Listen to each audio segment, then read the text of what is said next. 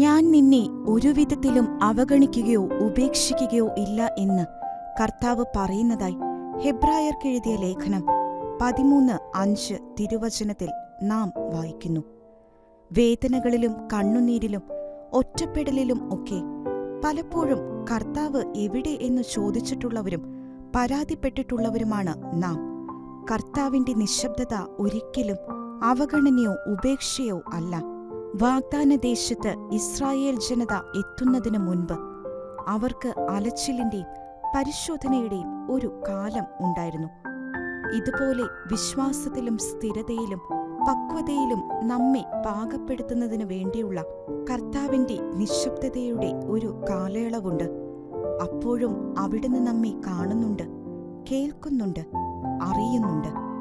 നമുക്കായി തയ്യാറാക്കിയിരിക്കുന്ന വാഗ്ദത്ത ദേശത്ത് നമ്മെ എത്തിക്കുന്നതിനായി അവിടുന്ന് നമ്മെ ഒരുക്കി പാകപ്പെടുത്തുകയാണ്.